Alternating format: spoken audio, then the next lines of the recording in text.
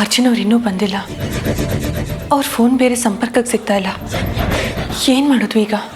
ಇಲ್ಲ, ನಾನು ಹೀಗೆ ಇಲ್ಲಿ ಯೋಚನೆ ಮಾಡ್ತಾ ಕೂತ್ಕೊಂಡ್ರೆ ಆಗೋದಿಲ್ಲ.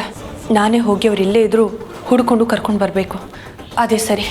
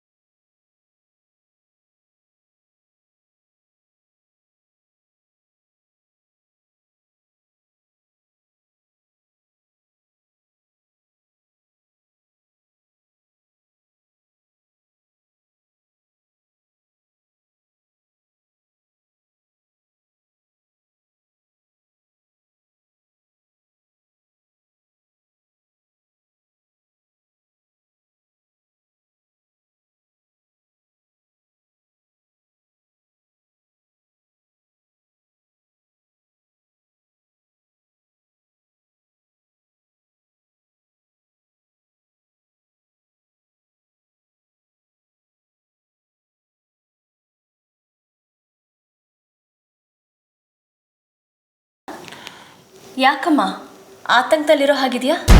ಅದು ಅತ್ತೆ, ಅರ್ಜುನ್ ಅವರು ಇನ್ನೂ ಮನೆಗೆ ಬಂದಿಲ್ಲ. ಅವನೇನು ಚಿಕ್ಕ ಹುಡುಗನ ಹೇಳು, ಸಂತೇಲಿ ಕಳೆದು ಹೋಗಿದ್ದಾನೆ ಅನ್ಬಿಡಕ್ಕೆ. ಅವನು ಹೇಳಿದಾನಲ್ವಾ ಬರೋದೊಂದೆರಡು ದಿನ ಆಗತ್ತೆ ಅಂತ. ನಿಂಗೆ ಅಷ್ಟೊಂದು ಆತಂಕ ಅನಿಸ್ತಾ ಇದ್ರೆ ಫೋನ್ ಮಾಡಿ ಮಾತಾಡು. ಮಾಡಿದೆ ಅತ್ತೆ, ಆದರೆ ಅವ್ರ ಫೋನು ಸಂಪರ್ಕಕ್ಕೆ ಸಿಗ್ತಾ ಇಲ್ಲ. ಅಮೃತ, ಅರ್ಜುನ್ ಒಂದೆರಡು ದಿನ ಕಾಣಿಸ್ತಿಲ್ಲ ಅಂದರೆ ಅದೆಷ್ಟು ಚಡ್ಪಡಿಸ್ತೀಯಮ್ಮ ನೀನು. ನಿನಗೆ ಅವನೇ ಪ್ರಪಂಚ, ಅವನಿಗೆ ನೀನೇ ಪ್ರಪಂಚ. ನಿಮ್ಮಿಬ್ಬರನ್ನ ನೋಡ್ತಾ ಇದ್ರೆ ತುಂಬ ಖುಷಿ ಆಗುತ್ತೆ. ನೀವು ಯಾವಾಗಲೂ ಹೀಗೆ ಇರಿ. ಸರಿ ಬಾ. ಎಲ್ಲಿಗೆ? ಇವತ್ತು ಹುಣ್ಣಿಮೆ ಅಲ್ವಾ, ಪಕ್ಕದ ದೇವಸ್ಥಾನದಲ್ಲಿ ಸತ್ಯನಾರಾಯಣ ಪೂಜೆ ಕೊಟ್ಟಿದ್ದೀನಿ. ಪೂಜೆ ಮುಗಿಸ್ಕೊಂಡು ಪ್ರಸಾದ ತೊಗೊಂಡು ಬರೋಣ ಬಾ.